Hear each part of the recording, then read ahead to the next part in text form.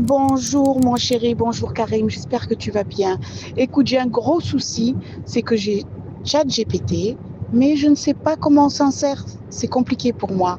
Est-ce que s'il te plaît, tu peux m'aider? Ça, c'est le dernier message que m'a envoyé ma mère. Comme d'habitude, elle me demande comment fonctionne ChatGPT. Et du coup, je me suis dit, au lieu de faire juste une réponse à ma daronne, je vais faire une vidéo YouTube qui va expliquer à toutes les daronnes et même à la tienne comment fonctionne ChatGPT et surtout comment l'utiliser au mieux. Du coup, si toi aussi tes parents te demandent sans cesse comment ça fonctionne ChatGPT, eh bien fais un truc, n'hésite pas à lui partager ma vidéo.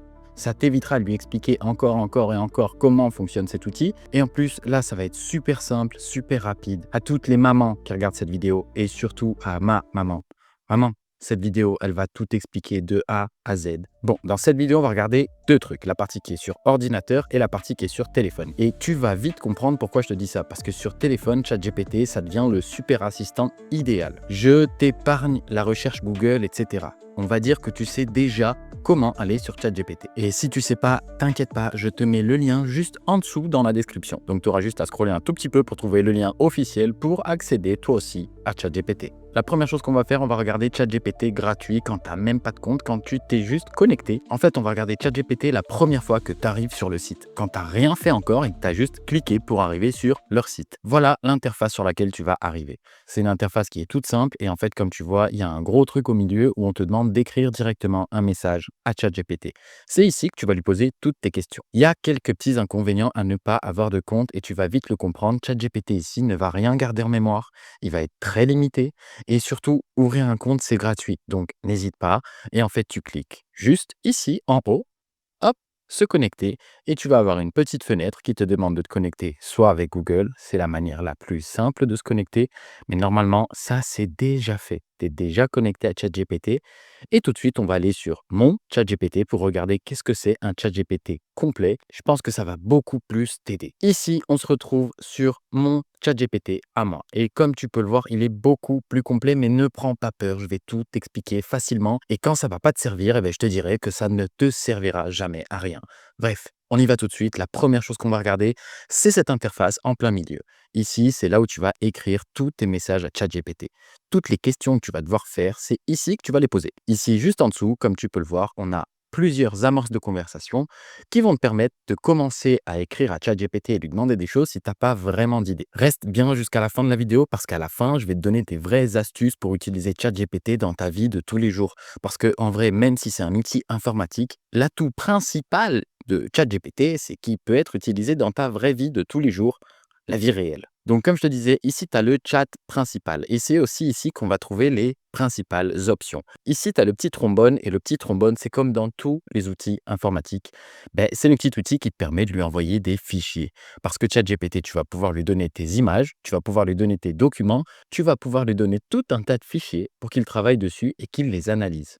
Donc, que ce soit ta feuille d'impôt ou peu importe, c'est ici qu'il va falloir cliquer quand tu vas vouloir lui envoyer des dossiers. Comme tu vois, une fois que tu as cliqué, tu as plusieurs possibilités.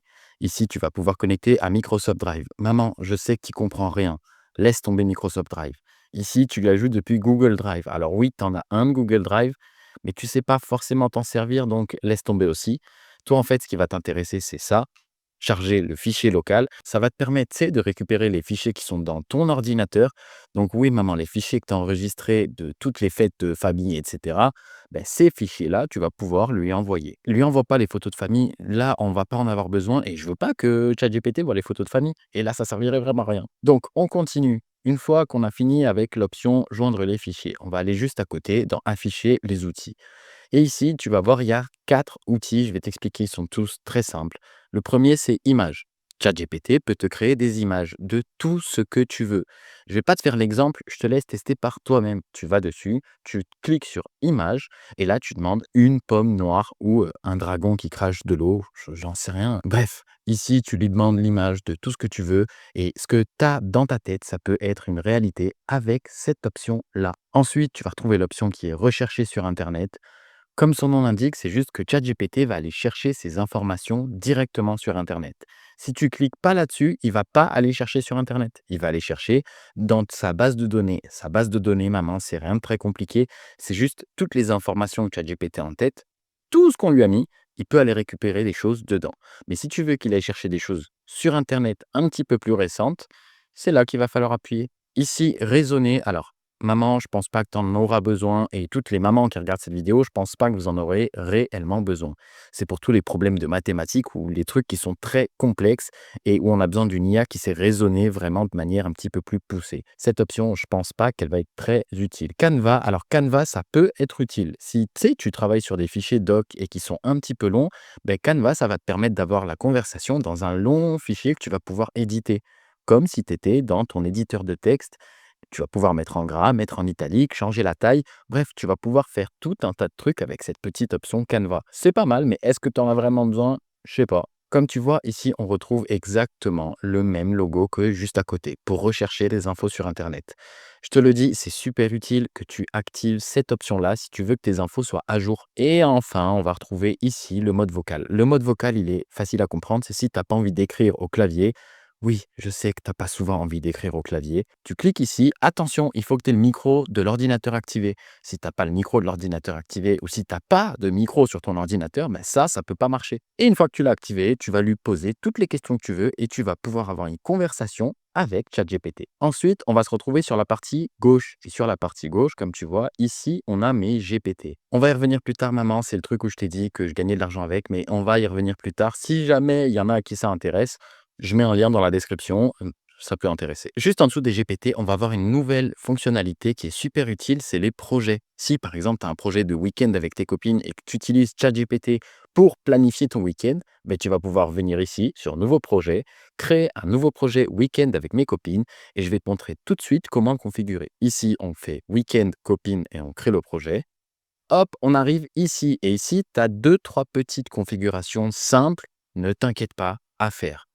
Tu vas lui ajouter tous les fichiers que tu veux qu'il ait en tête.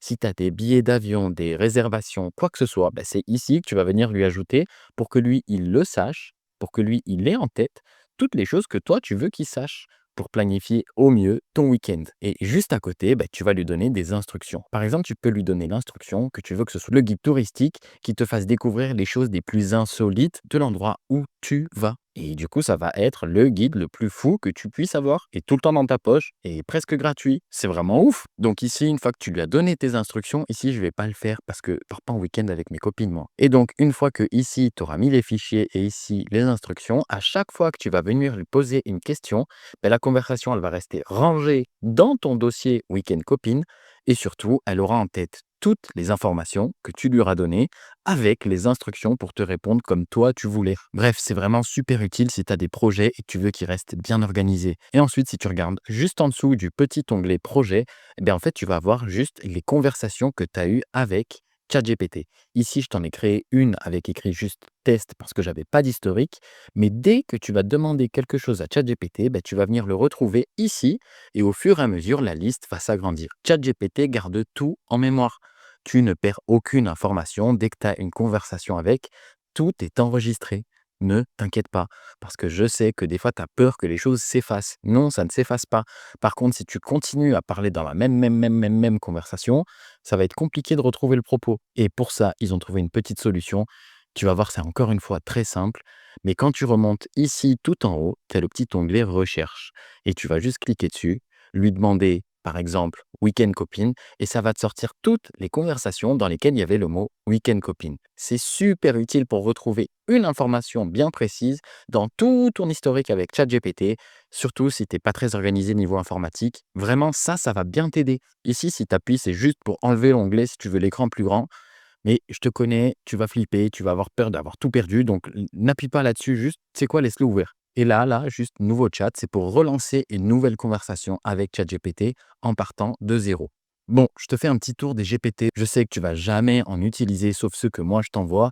Mais en gros, les GPT, c'est une petite boîte dans laquelle tu mets tout ton savoir, plus tout le savoir de ChatGPT. Donc, si par exemple, toi, tu es fan d'astrologie, tu vois, et tu vas tout mettre ce que tu as appris d'astrologie au cours de ta vie, tu vas le mettre dedans. En plus de ça, tu vas dire à ChatGPT de tout mettre ce que lui, il sait. Et ça va créer une espèce d'IA super intelligente qui a ton savoir, celui de ChatGPT, et qui va pouvoir t'aider comme toi tu veux. Donc, c'est ça un GPT. Si tu regardes juste à côté, en haut, ici, tu vas pouvoir choisir le modèle. Toi, je sais que les modèles, c'est pas ton truc, mais en gros, ChatGPT, il a des cerveaux qui sont plus ou moins intelligents. Donc ici, j'ai le 4O et il suffit largement. Si tu veux aller un petit peu plus loin, tu as le GPT 4O avec les tâches planifiées. Et ça, c'est un truc qui est tout nouveau. Sur ChatGPT, maintenant, tu peux te faire fixer des rappels par ChatGPT. Toi, je sais que tu aimes bien les to-do list et avoir un espèce de planning hebdomadaire. Eh bien, tu vas pouvoir demander maintenant à ChatGPT, une fois que tu actives cette option-là, de te créer des rappels chaque semaine pour te planifier toutes tes tâches, comme un vrai assistant personnel. Franchement, ça, c'est super utile, donc essaye-le. Ensuite, tu vas avoir le modèle O1 et le modèle O1 mini. Franchement, on va pas aller plus loin que ça. Les modèles, on s'en fout des modèles. Viens, on continue sur ChatGPT, parce que là, même le chat éphémère, est-ce que toi, tu es sur Snapchat? T'es pas sur Snapchat. Tu t'en fous de Snapchat et que ton chat il disparaisse après, non? Donc, cette option-là, c'est quoi cet onglet? À part pour les tâches planifiées, laisse-le tomber cet onglet-là. Maintenant, on va passer de l'autre côté de l'interface ChatGPT. Alors, de ce côté-là, on a quelque chose qui est super utile et que tu vas pouvoir utiliser avec moi, c'est l'onglet Partager. En fait, quand tu cliques ici, ça va te permettre de m'envoyer un lien vers ta conversation avec ChatGPT. Au lieu de me copier-coller tout ce qu'il y a dedans, tu peux juste m'envoyer un lien et moi, j'arriverai directement sur la conversation pour reprendre tout l'historique et je comprendrai beaucoup plus rapidement que si tu m'avais fait un copier-coller sur WhatsApp. Comme tu vois, il y a ma petite photo et ici, c'est le profil. Il n'y aura pas ma petite photo chez toi, il y aura ta petite photo ou celle que tu as mis ou pas de photo si tu n'en as pas mis. Mais regarde, ici, tu as les tâches. Les tâches, c'est ce qui va te permettre de planifier des rappels. Ensuite, tu as les GPD, c'est ce que je t'ai dit, les petites boîtes qui peuvent te faire gagner de l'argent. Ensuite, ici, tu as un truc qui est super important et c'est personnaliser chat GPT. Je vais flouter quelques infos parce qu'il n'y a pas que ma mère qui regarde ça et j'ai des informations personnelles. Mais en gros, ici, tu vas mettre tes instructions personnalisées. Comme dans l'onglet projet, en fait, ici, tu vas dire à ChatGPT qui tu es et ce que tu veux et comment tu veux qu'il te réponde. Et c'est avec ces informations-là que ChatGPT va toujours te répondre à toi et pas en général, parce que de base, ChatGPT, il donne des réponses qui sont pour tout le monde. Mais nous, si on veut vraiment que ChatGPT te réponde à toi avec tes besoins, on va venir remplir ici les instructions personnalisées et juste en dessous, le type de réponse qu'on veut de ChatGPT. Si toi, tu veux que des réponses qui sont actionnables dans la vraie vie et tout de suite, il faut lui dire ça, donne-moi que des réponses et des plans actionnables dans la vraie vie et tout de suite. Mais ce petit onglet-là, il est super important pour avoir un ChatGPT qui soit le plus personnalisé possible et qui réponde à tes besoins à toi. Et ensuite, en dessous, on va voir les fonctionnalités de ChatGPT. En fait, c'est les mêmes fonctionnalités qu'on a vues au tout début, mais c'est juste est-ce que tu veux qu'elles soient actives pour chacune de tes nouvelles conversations? Moi, je les ai toutes activées. Oui, on va faire ça. Et ici, tu peux désactiver cette fonctionnalité de toutes les nouvelles conversations partent avec ces options-là. On retourne sur le petit profil et ici, on va aller sur les paramètres. Et sur les paramètres, alors, tu as plein de trucs. Est-ce qu'on va faire le tour de tous les paramètres? Non, clairement, j'ai la flemme. Et maman, ça va pas te servir les paramètres. Je te jure que ça va pas te servir. Par exemple, ici, tu vas avoir les paramètres généraux. Et c'est comme dans un téléphone. Pourquoi tu vas y aller? Laisse tout en automatique et ça devrait le faire. Après, tu vas avoir les paramètres de notification. Est-ce que tu veux qu'il t'envoie des emails? Est-ce que tu veux qu'il te envoie le truc sur le téléphone, la petite notification push? Tu sais, c'est le truc, le pop-up là, qui arrive sur ton téléphone qui fait poup et qui te dit, tu as une notification. Eh bien, est-ce que ça, tu le veux? Après, ici, on a la personnalisation. Comme je t'ai dit, est-ce que tu veux qu'il soit personnalisé avec tes infos à toi ou pas du tout? La fonction vocale, tu peux choisir la voix, mais laisse ça aussi, tu n'en as pas besoin. La gestion des données.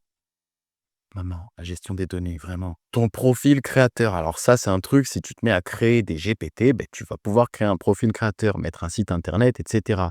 Mais je pense pas que tu te mettes à créer des GPT dès demain. Ensuite, tu vas pouvoir connecter les applications, mais c'est ce qu'on a vu au début, Microsoft Drive, Google Drive. Toi, tu connectes pas d'appli, tu n'en as pas besoin. Ne t'inquiète pas, tu cherches les fichiers directement depuis l'ordinateur ou depuis le téléphone et ça, on va regarder juste après. Mais t'inquiète, tu n'as pas besoin de ça.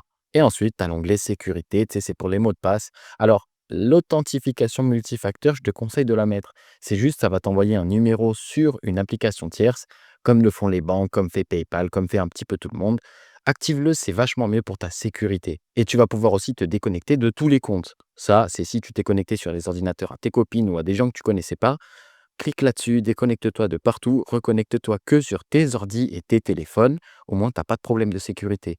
Et enfin, tout en bas, on tombe sur les abonnements. Alors là, c'est si tu veux prendre l'abonnement de ChatGPT ou pas. Si tu l'as pas déjà, essaye ChatGPT en gratuit. Ok, maintenant on va regarder qu'est-ce qui se passe sur ChatGPT une fois que tu es sur ton téléphone, parce que maintenant tu as compris sur l'ordinateur qu'est-ce qui se passe, mais pas sur le téléphone. Donc on va faire un petit tour sur ChatGPT du téléphone. Et juste après, je te montre ChatGPT dans la vraie vie, à quoi ça va te servir à toi.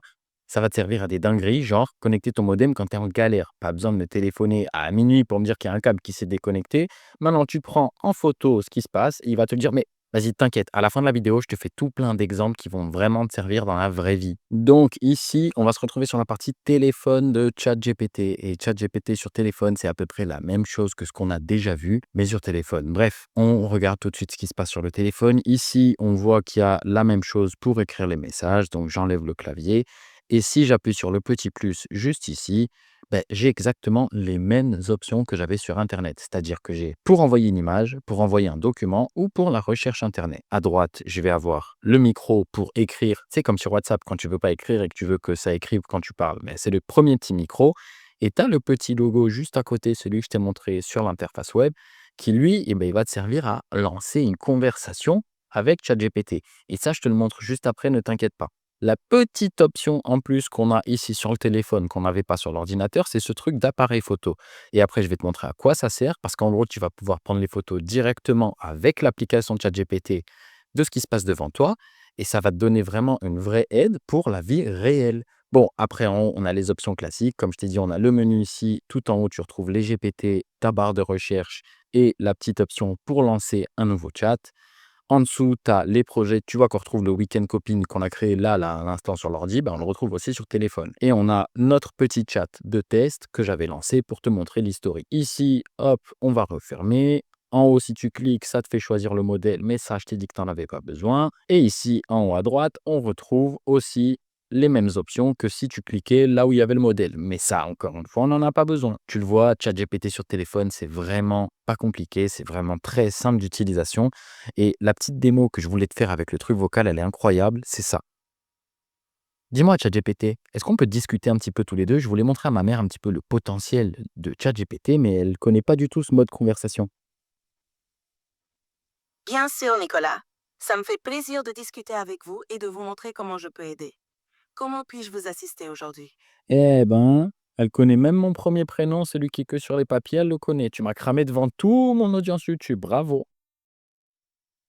Oups, désolé pour la petite bourde. Et voilà, tu J'ai vois, mis la ici, je peux la couper, je peux faire ce que je veux. Ici, je parle comme si je parlais avec un être humain, sauf que c'est ChatGPT. Exactement. C'est comme une conversation normale. Vous pouvez poser toutes sortes de questions ou discuter de divers sujets. Et je suis là pour vous répondre. Merci beaucoup. Vas-y, je vais arrêter et je crois que ma mère, elle a compris. Avec plaisir. Si vous avez d'autres questions, n'hésitez pas. Bref, t'as vu, ChatGPT, c'est une dinguerie sur téléphone. Et maintenant, je vais te montrer comment tu vas pouvoir l'utiliser dans ta vraie vie pour des vrais problèmes qui t'arrivent tous les jours. Ici, on va regarder à quoi peut nous servir ChatGPT dans la vie réelle. Et comme je t'ai dit, regarde, t'appuies sur le petit appareil photo juste ici. Et ici, je suis venu devant la baie de brassage que j'ai dans la maison. Tu sais, c'est le truc qui me donne Internet un petit peu partout. Alors désolé, c'est un petit peu sale, mais c'est pas un endroit où je vais tous les jours. Et en gros, ici, tu vas juste venir prendre une photo. Hop, tu appuies sur OK. Donc comme tu vois ici, je lui ai juste pris une photo et je lui ai envoyé en lui disant que je ne savais pas ce que c'était ni comment ça fonctionnait. Et lui va me dire qu'il s'agit d'un coffret de communication ou un coffret de brassage. Et en gros, il va me dire absolument toutes les caractéristiques que j'ai dans ce truc de brassage. Et c'est vraiment ouf parce que ça marche avec tout et n'importe quoi. Donc ici, si jamais tu as un câble qui s'est débranché, bah, tu as juste à venir, prendre en photo, lui demander comment faire pour réavoir Internet. Et lui, il va t'expliquer de A à Z comment tu vas faire. Bref, on regarde le deuxième exemple. Alors ici, comme tu vois, je vais rester dans la même conversation et je vais reprendre une photo, mais d'une autre chose, et tu vas vite comprendre. Admettons, ici, je suis devant mon siphon, tu vois, et je vais juste le prendre en photo et lui dire, hop, est-ce qu'il serait éventuellement possible de mettre une machine à laver? Donc ici, je vais appuyer OK. Donc ici, je suis venu, j'ai pris la photo de ma plomberie et je lui ai demandé si je voulais rajouter une machine à laver, comment j'aurais pu faire. Et lui, il va m'expliquer. D'accord, là tu vois, il va tout m'expliquer et moi à la fin, je vais faire un petit truc. Je vais venir lui dire d'aller chercher sur internet.